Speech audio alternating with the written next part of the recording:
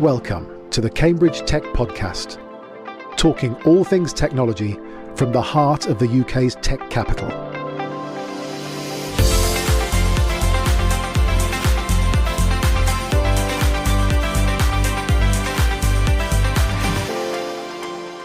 Here are your hosts, Faye Holland and James Parton. Hi, I'm James. And I'm Faye. So James, another busy week for you? Yeah, good week this week. Met up with Andy from G-Scan. They're really interesting. Founded in Estonia and have just incorporated in the UK and setting up their team in Cambridge to build and scale out the Bradfield Centre, which is exciting. They're in the construction tech space and we'll be getting them on shortly, hopefully, to explain more. We've also had some interesting exploration around how we might evolve the Trinity Bradfield Prize, more planning for Cambridge Tech Week, and the most important news of the week was it was my mum's birthday. So happy birthday, Mum. Oh, lovely. Happy birthday to you. My week has been heads down again. I think I went out once during the course of last week, just hosting an event with the Chamber of Commerce. We were talking about all the different announcements that have been made from the Chancellor's announcements, whether it's the Innovation Hub and the AI plan, but actually more specifically some of the big infrastructure projects. So I won't go into details about it, but actually it's kind of interesting that many of our businesses are affected by these big decisions. So can we get better collaboration? Do we address the skills gap? What's the effect on house prices and all of that kind of stuff? So I just think it's interesting for the community to know that lots of these conversations go on. Yeah, definitely. And I'm sure we'll be covering all of that in future episodes as well. Should we move on to the tech news this week? Yeah, and it was all about money as well, I think. There were two big significant raises. Luminance closed $75 million in a Series C round, which actually brings their total for the year to $150 million, which is absolutely phenomenal. And we also had the announcement that CGD have closed a $32 million Series C round as well. So congratulations to both of those. Yeah, and Cambridge Founders and the King's Entrepreneurship Lab have announced a new residential summer incubator program called Spark, which will help students, researchers and alumni from across the University of Cambridge commercialise more innovation. The project is designed to act as a blueprint for enabling cross-collegiate innovation at the university and nurture new high-growth businesses in the UK. The programme will scout talent from the university's 23,000 student and researcher population across 31 colleges and will run from August the 26th for 4 weeks. So let's move on then to today's podcast. So we have a double hit today. We're very excited to have not just two entrepreneurs with us, but also the co-founders of Cambridge Female Founders Network.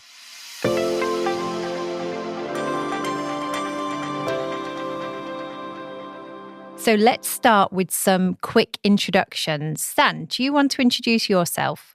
Hi, everyone. I'm Zan, founder and CEO of BIA and co-founder of the Cambridge Female Founders Network. I'm Clarice, and I'm also the co-founder of the Cambridge Female Founder Network, and I have my own startup in Cambridge, which is Cellcraft, and I'm the co-founder and chief scientific officer. Well, that's great. It's so fabulous to have you both on. And that's a great segue, actually, because I think let's start off with getting to know your respective startups a little bit better and, your motivation for starting those startups. What problems are you trying to solve? So, Zan, do you want to kick us off with your story behind your company? Sure.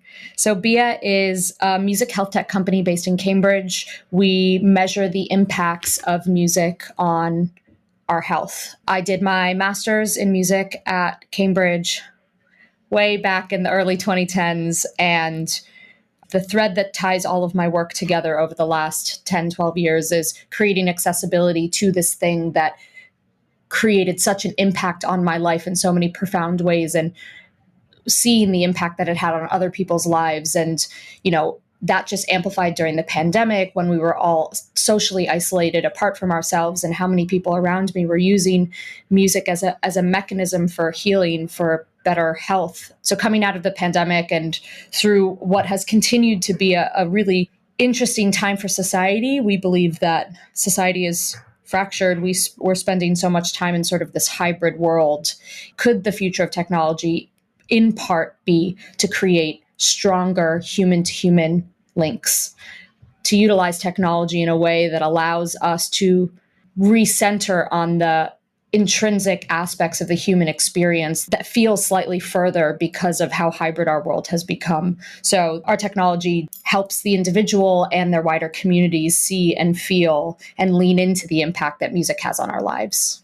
So is that through like an app or like a software service, or is it more kind of in person? How does that work?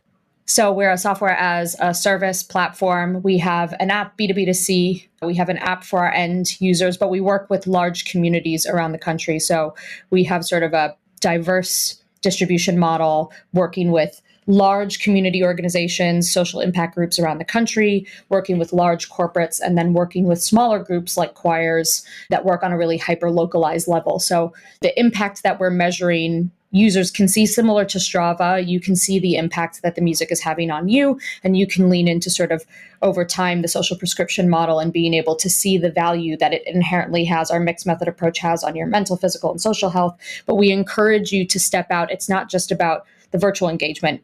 Our ultimate aim is to help people find communities to make music with, pub singing, whatever the community groups that group singing is an intrinsic part of the human experience. So we're using that sort of as our initial user model. How do we help people use apps, technology to find their people, their communities, and then helping those groups measure the impact, see the ROI, because I think ultimately arts has gone through a really, really tough 15 years of funding cuts. And so if we can help localized groups, community organizations, impact organizations, and actually workplaces see the value, inherent value through a hard data set of the short-term, but also long-term impacts that music has on our lives and our communities, there's impact from both sides, which is why we're taking a B2B2C approach. I think it's really interesting. As someone, you said you did your degree and kind of laughed that it was quite a while ago. I did mine, I think probably 20 years earlier than yours. So I'm a real advocate that music is such an important thing. And I think you're right. We live in a relatively disenfranchised world at the moment. So anything that can bring people together is great. Hopefully we are starting to see a little bit of an increase in funding in the arts. There seems to be certainly movements in that way. And I think the other thing is it's also so vital for things like dementia. We're seeing that music and singing can be, really important in those areas as well.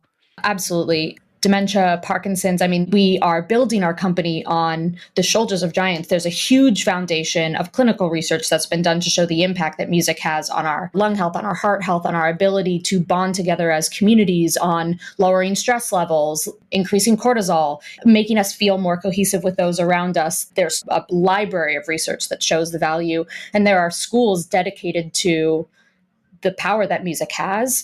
And so what we're trying to do is commercialize that in a way that makes it accessible, right? The value of commercialization in the arts is the accessibility that commercialization provides. And so could we have that same sort of wave effect that meditation has? 20 years ago, meditation was this super woo-woo thing. And now it feels like it's accessible. Breath work activity is not so strange for anybody in a corporate environment to say, hey, I'm going to take 5 minutes and do my breathwork exercises. That's not scoffed at the way it would have been 20 years ago. And so I think we're in this opportunity of change where people are hurting. Our society is fractured. We're feeling more lonely, more anxious, more overwhelmed, more unwell than we have, certainly as long as I've been alive, as a society as a whole. And we're looking for ways to improve our lives. And as I said, I think music is just an intrinsic part of the human experience. Any restaurant we go to, shop that we go to, coffee shop that we go to, like we go to the gym, we set our playlist. Music is everything to us. And so, yeah, it holds a real power. And especially, with the technology and what large data sets, machine learning models, LLMs can do to provide a way to really get to know individuals and how we can bespokely socially prescribe music. There's a real power and opportunity in that. So yeah, Faye, I'm also feeling very confident that we are entering a time where maybe the arts will start to flourish again and we'll get the support on a governmental and societal level that we really need. So on a slightly different tangent then, maybe this is also super woo-woo, who knows? Clarice, do you want to tell us a little bit more about the problem that you're solving with your startup? Yeah, so Cellcraft was also a pandemic baby. So our problems that we're focusing on ending really factory farming and all the problems linked to it. So animal agriculture is responsible for even more than the whole transportation sector combined in terms of greenhouse gas emissions, the main cause of water use, deforestation, species extinction, even infectious diseases, and antibiotic resistance. So many issues linked to this. And there's a better way to produce meat, but there's still no scalable solution out there to produce the same meat that we all want to have, but in a more sustainable way without hurting any animals or anyone. But we think that we can't compete with the huge meat industry, which is like $2 trillion of big meat, which is meat processors. And so we want them to be stakeholders. We know that they know their customers best. And so our positioning is a B2B as well, to enable us to give them the tool for them to make their own meats at scale. So we empower them to make a lamb or pork, whichever type they want. There's a lot of differentiation in this way so they can make their own branded meats. Fantastic. And would you be able to give us, give the listeners an idea of like just where you are with the companies, how many team members you have, have you raised financing, kind of where you are on your journey? Maybe Clarice, if you can come in on first on that, and then we'll go back to Zan. Yeah, so we raised pre-seed round back in pandemic, then a seed round of around 4 million. We got some Innovate UK grants as well. And now this year we're starting to raise our Series A, and we're a team of 10 people, mostly scientists. Awesome. And then Zan? We are currently at the seed stage. We raised about $750,000 over the last couple of years. We had a hard pivot when the market crashed in mid-2022 into actually what I think was what we were always meant to be doing anyway. So nothing like users leading you where you're meant to go. So we are just going out to raise our seed round now. And I'm currently the only full-time team member, but, I couldn't do anything that I do without all the fractional team members that have been towing the boat with me. We've been waiting for the markets to warm to go back out. So this is sort of the time where we'll raise the money to bring on the team members that have been helping from the sidelines for the last couple of years. What do you think have been the biggest challenges that you've faced to date with building the companies? Zan, do you want to go first? Sure. I mean, I think that the market and the government that we've had, right, there are macroeconomics that really affect people's open-mindedness to utilizing new mechanisms. We have a real change management approach, right, because we need sort of everyone from a bottom-up and top-down approach to understand what we're doing, see the value in what we're doing. And I think there were real implications for the macros and how it impacted our business. Humans were overwhelmed and they wanted to be helped, but it was difficult to know which direction to go in. Companies were cutting up their budgets. And so, if we had started maybe 2 years later or 2 years earlier, we could have seen a real flourishing. But in the end, I actually think that it made us stronger because rather than building really, really fast and trying to get to the end zone really quickly, which is what I think startup usually encourages you to do, we were able to really partner with both sides, right, of our B2B2C model in a really profoundly impactful way. I think the market and having all the cuts to arts funding made things difficult, right? A lot of our partners were threatening to cut their programs. There was a lot of roller coastering around the people that we were working hand in hand with having still the opportunity to engage in the way that they're currently engaging, which ultimately made our technology better, right? But it made things very challenging from an emotional perspective, right? What we're building is very vulnerable for people. And so the number of people that I work with that have cried in front of me, it's been a very difficult time for our user base, which made things interesting. But I feel like the market's finally warmed, both from the customer side as well as the funding side. And so I feel like if anything, we're primed in a really strong foundational way to sprint forward. But yeah, that slowness made everything more challenging, more fruitful in the long run, but challenging in the short run. And Clarice? Yeah, so I think there are challenges along each step of the journey, so fundraising and everything, but really overall at every step, I think the challenge is for you to stay strong because people will try to take advantage. I found the hardest part was building the team, having the right team. I can talk forever about HR and the importance of team culture, but yeah, that was the biggest challenge. So yeah, building a team actually is something that I'd like to drill into a little bit deeper there because, we always like to talk about how you foster a healthy culture inside a company. So, are there any insights, or can you walk us through how you've gone about building that kind of diverse and inclusive culture within your own companies? So that was a huge lesson for me, because I took HR courses in business school and I got a first, and I always thought that what could go wrong? Team culture should be an easy thing, but things do go wrong so easily and so fast if you don't put in the work daily to build a thriving culture. So firstly, it all starts with hiring, right? And before I would say, I shouldn't let my feelings in, this is just if they can do the job. If I think they can do the job, it should be fine. But actually, now I think, no, do I actually like this person? Could I be even friends with this person? Because you want to build the right people, the right mentality. And the other thing is, so hiring slow and firing fast, the traditional thing. So if there's someone who's questioning and not really being happy and seeing the luck, the chance that they have to be in this company, that's not your role to convince them that this is the best company, that they should be happy. No, if they're not happy, they can leave. So before it contaminates everyone else, you do have to not force them, not try to retain people. They don't want to work for you. Mm. Yeah, and it's so true that when you're at the early stage of a company, it only takes one person to really upset the entire company, right? And it can completely set you back. So it is a hard skill to learn in terms of both the kind of the hiring piece, but also not being afraid to act when you need to act. Are there any kind of nuggets that you could share on that with the kind of audience? Because we have a lot of budding entrepreneurs. If you can maybe share something that you can take away from that.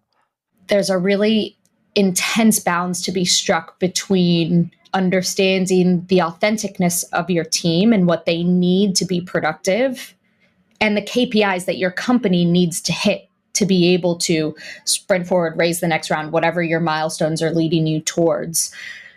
The expectations on a team at the pre-seed stage versus seed stage versus Series A are very, very different.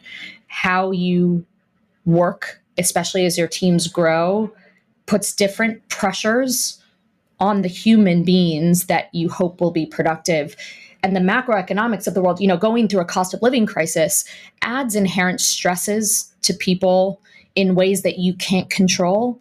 And so circling back to what Clarice said, I think that one of the biggest lessons that I learned in the team building and then debuilding and then preparing to rebuild again process that I've been through is, at the early stage, convincing someone, in air quotes, to stay isn't always the best thing. Even if they've been your rock for that early part of the journey, if there's an inherent inflection point where it's clear that they're unhappy, actually spending your energy and your time trying to get them to stay when they're already sort of checked out will be bad on you as the founder, right? You have a finite amount of energy that you need to spend towards building your business, will affect them because their happiness will probably grow and increase, and will hurt the rest of the team. And actually, I feel like I've become more woo-woo the more that I go through this journey, but if it's meant to be, they'll come back, right? And so having that sort of trust that things in life are cyclical and the right people will be around you at the right times. And there are ways to help somebody leave, right? You can help them find a new job. There are ways to make that process human and good. But ultimately, there is a balance that you have to figure out in that culture piece between hitting your milestones very, very quickly and people's authentic human lived experience.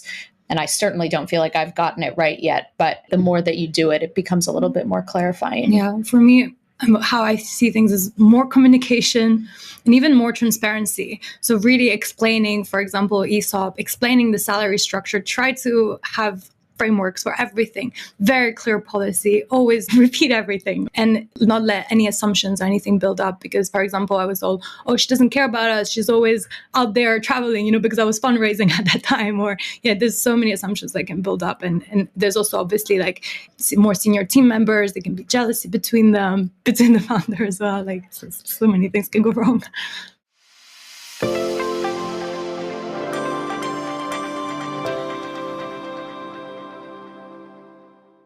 If you are a startup looking to grow in Cambridge, the Bradfield Centre offers a range of flexible membership packages which put you in control of your office and home working mix. There's a vibrant, collaborative atmosphere, on-site cafe, plenty of green outside space, and regular member social events. We also offer a range of high-quality meeting spaces for hire, and for tech event organisers, our auditorium, lakeside pavilion and atrium spaces are perfect to bring your communities together for in-person and hybrid events. For more information, visit bradfieldcentre.com or call 01223 919 600.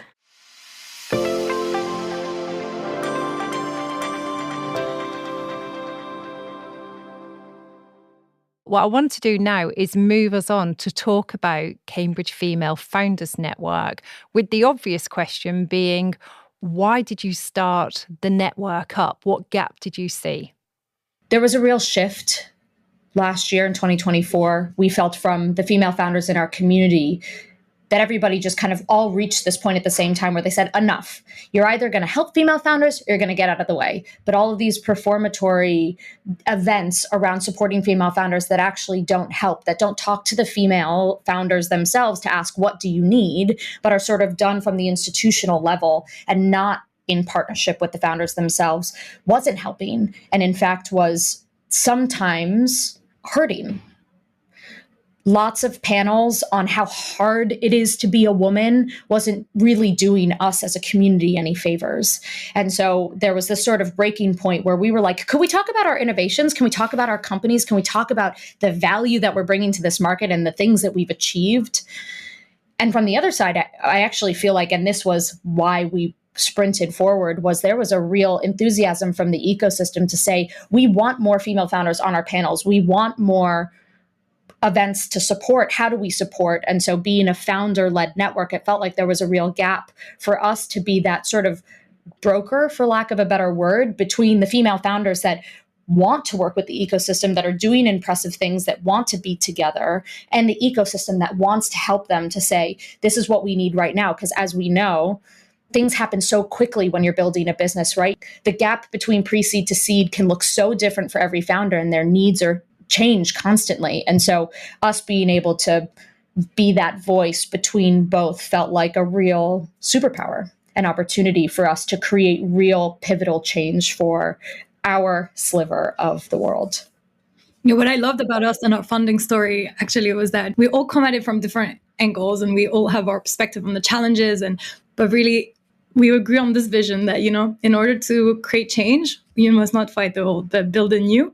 So when we all came out of the Accelerate Cambridge Judge Business School kind of accelerator program, and then we were invited back as alumni, as speakers. And that's how we came together.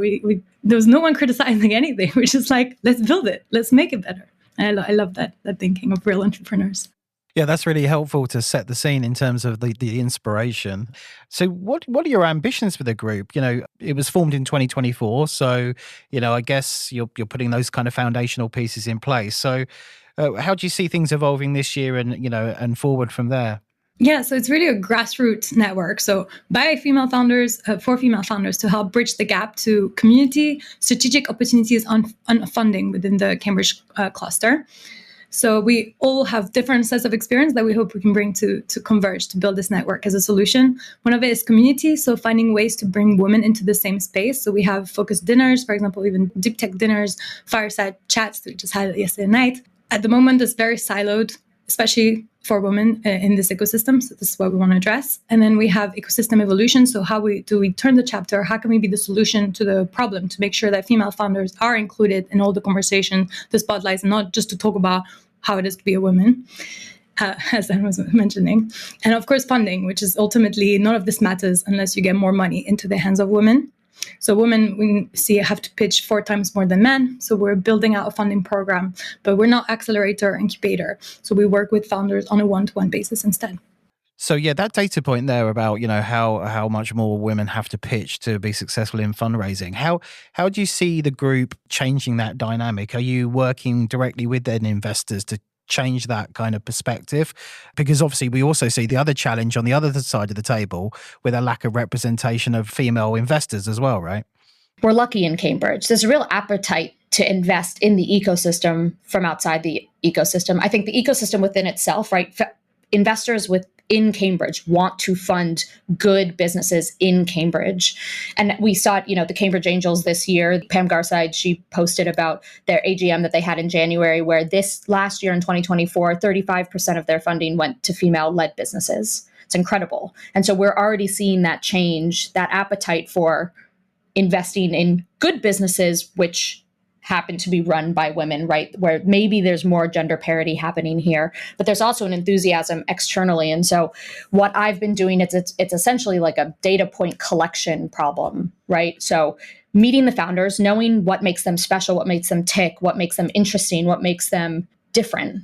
Meeting with investors from all over the world. I've been meeting with investors across the US, across Europe, who want to invest in the ecosystem, who want to invest in female founders. And so ultimately, I feel like my job is really easy because it's just about saying, oh, you invest in climate sustainability. Here, I have 5 founders who are raising currently between pre-seed and seed, who are raising that business. Send you a couple of profiles, and anybody that you want an introduction to, I'm happy to make an introduction to. And so it's just sort of that, again, that word, the brokering between people that want to invest in the ecosystem and the founders who are currently raising. Because one of the things that we noticed was that this is a problem that's not gender exclusive. We're all rebuilding the wheel, right? We're starting from scratch. We're building our network from scratch. We're building our lists from scratch. We're spending all of this time. We're repitching the same investors. We're having those first stumbling blocks, right? Where you have your first 10 pitches that don't go so well. How can we sort of speed through that through peer-to-peer learning? So can we help from our side on a bespoke peer-to-peer basis? So can I, as somebody who's raised pre-seed, help to support pre-seed founders? Are there seed stage founders that Clarice, as a Series A founder, can help to feedback about investors that you've met and how to prep properly for them? How can we create sort of a powerful knowledge exchange within the women within our ecosystem who have a tendency to be very technical heavy? The deal flow problem is about the right investors for the right founders and making that process easy. And so we've already hosted virtual pitch sessions, right? Where if we have enough founders that are either raising in the same vertical or in the same stage, could we actually bring some investors into a space to do that initial pitch where they can hear a little bit about their business and then we can create warm introductions? Can we also build relationships with investors that want to invest in this ecosystem? We can't solve all the problems, but maybe we can declutter the noise a little bit.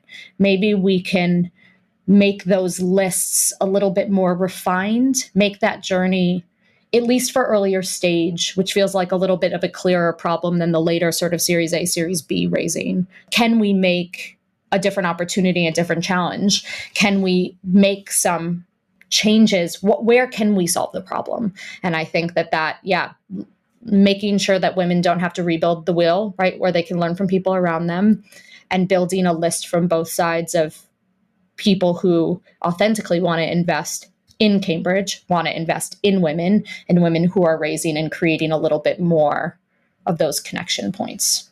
And San, it seems like it's such a logical thing. You talk and you're like, well, of course, that just makes perfect sense, but it doesn't happen. It needs the convening. It needs someone to kind of short circuit those things. And I actually think it's because when you try to solve the problem for everybody, like if we're looking at the whole UK, it's a lot of people from both sides, and it can become very overwhelming very quickly. We have 85 women in the network right now, right, which is still a lot for one person to bespokely match, but actually it feels tangible. It feels doable. We don't know exactly how many female founders because this number is changing all the time. We think it's probably actively somewhere between 150 and 200 within the network actively running businesses right now. That's a tangible number that gives us some cohorts that we can help raise around. We're not raising the whole round for them, right? We're just trying to make the journey a little bit easier from both sides. I think it helps that we're focused on one ecosystem, at least at the start, rather than trying to solve a big problem for the whole world. That's been sort of, I think, our superpower a little bit. And also from a motivational perspective, if I meet an investor that can help my friend Clarice raise or my friend Sarah raise, I want to make that introduction that, we feel that these are our friends. These are the people that we want to help. And there's also a little bit of magic that happens in there as well. So that's on the investment side. Earlier on, you talked about seeing more female entrepreneurs and founders on conference stages. I take it you broker that as well. Are you starting to see people come to you and say, I need a speaker on X tech, who have you got? All the time. And accelerator incubator programs that want more women on their programs. We're actively working with many of the institutions locally to help create funneling. You're hosting a panel on quantum. We got it. With a database of 85 women that are currently running businesses across Cambridge, we fit across any of the categories: life sciences, nano, robotics, anything that you need, we can solve that problem. And so I think part of the issue for progress that we've had is just when every individual has to interact with every other individual, it's a lot, right? That's a lot of people to know. But actually, if you just have a mechanism, a broker between the founders themselves and the organizers that really understand what makes those founders tick, unique, interesting, valuable, what stage they're at, which we can only do because we're a small market, but that's our superpower, right? And the organizations themselves, that bespoke matching becomes very, very easy and possible. And it's good for everyone, right? The ecosystem wants it. The founders want it. It's good for everyone. So it feels like being the solution to the problem has never felt easier. Yeah, I mean, this is such a positive initiative. It sounds awesome. So how can people get involved? Whether you are a female founder who is looking to be part of the network, or whether you're somebody who supports female founders or wants to come to our events to learn from female founders, we have a form on our website, all through the same link. You can join the network.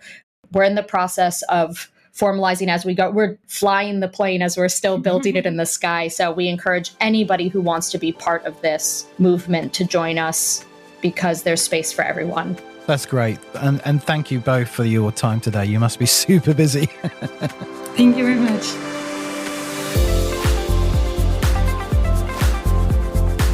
Today's show was produced by Carl Homer of Cambridge TV and supported by our media partner, Business Weekly. The Cambridge Tech Podcast is available on all major podcast platforms and on cambridgetechpodcast.com. If you've enjoyed this podcast, please give it a 5-star review. It'll really help others discover the show.